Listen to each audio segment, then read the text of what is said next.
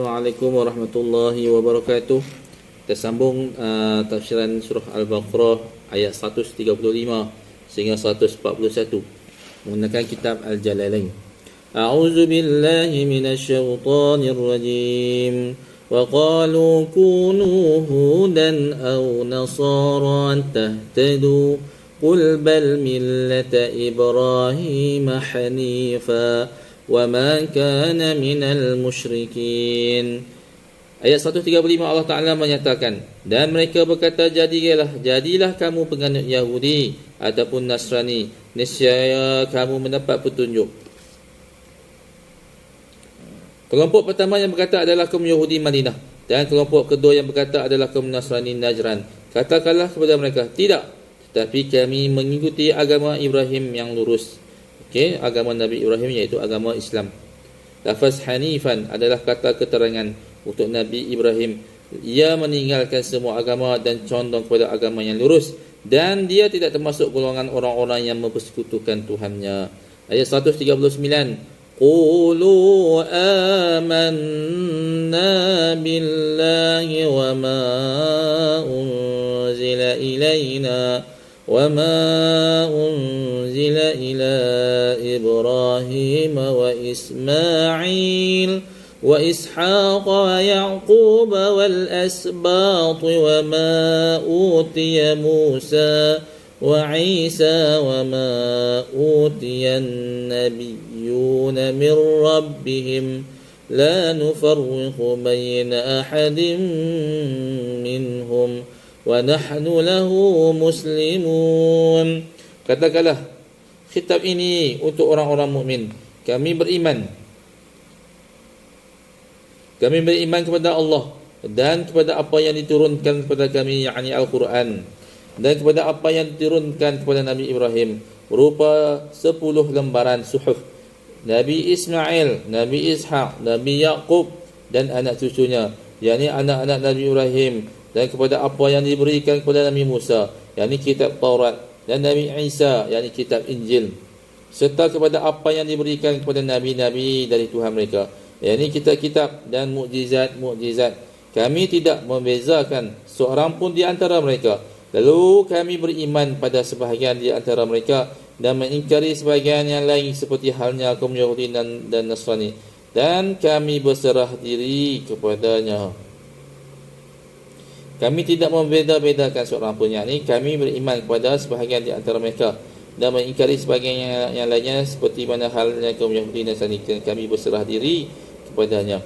Ayat ini mengatakan bahawa Subhanahu Allah Ta'ala mengatakan bahawasanya Nabi Ibrahim dan keturunannya mengikuti agama yang lurus, agama Hanif, agama Islam.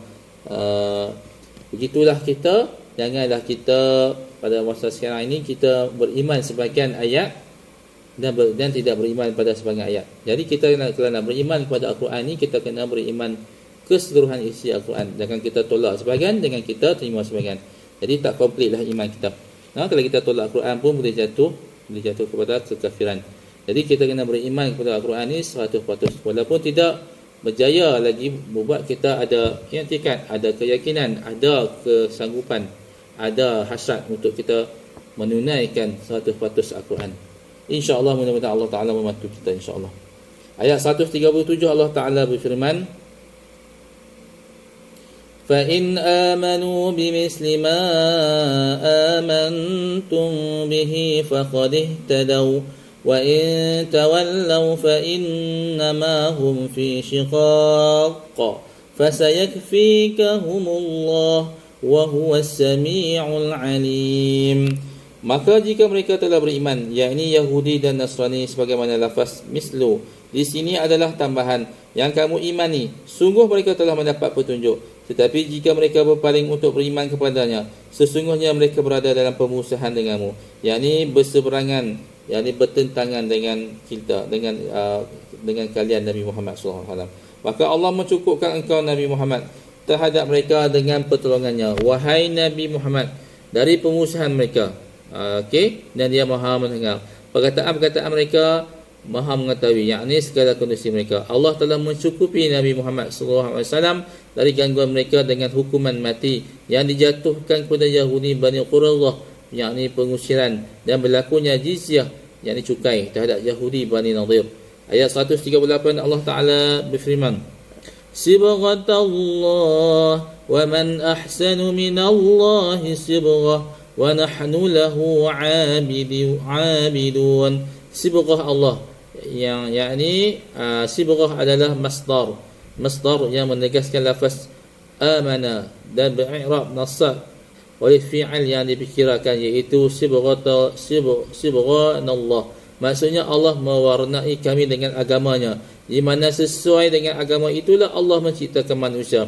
Kerana pengaruh-pengaruh agama tersebut tampak pada penganutnya, layaknya celupan pada pakaian. Siapa yang tidak seorang pun yang lebih baik sibghahnya daripada Allah. Kata sibghah sebagai tamyiz, dan kepadanya lah kami menyembah. Yang ini kaum Yahudi berkata kepada orang yang Muslim, kami adalah ahli kitab pertama, kiblat kami lebih tua, dan sebelumnya tidak ada seorang Nabi pun dari bangsa Arab. Andai kata Nabi Muhammad benar-benar daripada seorang Nabi, tentu ia memiliki kedudukan di antara kami.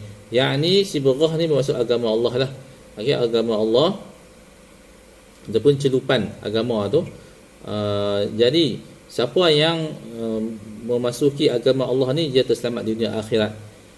Mereka mengatakan Nabi Muhammad ni bukan seorang Nabi, sebab Nabi Muhammad ni adalah bangsa Arab. Sebelum ni Nabi, di kalangan Nabi Allah Ta'ala pilih daripada kalangan Bani Israel. Tapi Nabi akhir zaman, Nabi yang mulia Nabi Muhammad, dia merupakan daripada keturunan bangsa Arab. Jadi mereka tidak puas hati kat situ lah. Okay. Pada ayat 139 Allah Ta'ala berfirman, Qul atuhajjunana fillahi wa huwa rabbuna wa rabbukum wa lana a'maluna wa lakum a'malukum wa nahnu lahu mukhlisun. Katakanlah, yakni Muhammad, kepada mereka, apakah kamu hendak berdebat dengan kami, yakni membantah dengan kami tentang Allah, bahawa dia memilih seorang Nabi dari bangsa Arab, padahal dia adalah Tuhan kami dan Tuhan kamu. Dia berhak memilih siapa sahaja yang dia kehendaki. Bagi kami amalan kami, yakni kami akan dibalas sesuai amalan kami. Bagi kamu amalan kamu, maksudnya kalian akan dibalas sesuai amalan kalian. Sehingga tidak mustahil jika di antara amalan-amalan kami ada yang membuat kalian patut dimuliakan. Dan hanya kepadanya kami dengan tulus mengabdikan diri, yakni memurnikan agama dan amalan lain halnya dengan kalian. Untuk itu kami lebih pantas dipilih. Huruf hamzah di awal ayat adalah hamzah istifham inkari, pertanyaan untuk mengingkari, dan 3 rangkaian kalimat itu adalah hal keterangan keadaannya.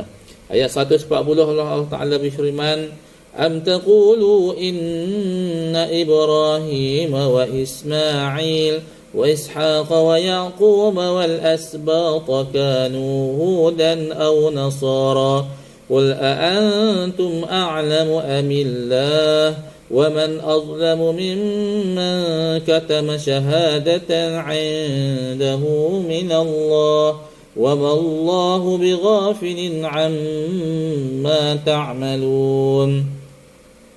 Ataukah, maknanya tapi apakah, ya, okay, ataukah, yakni maksudnya adalah tapi kamu orang-orang Yahudi dan Nasrani, kata ini taqulun, ada yang membacanya taqulun yang berarti kalian berkata, dan ada pula yang membaca yaqulun yang berarti mereka berkata. Berkatalah bahawa Ibrahim, Ismail, Ishaq dan Yaqub dan anak cucunya adalah penganut Yahudi ataupun Nasrani. Katakanlah kepada mereka, kamukah yang lebih tahu atau Allah? Iaitu Allah lebih tahu. Allah membebaskan Ibrahim dari golongan Yahudi dan Nasrani melalui firman-Nya.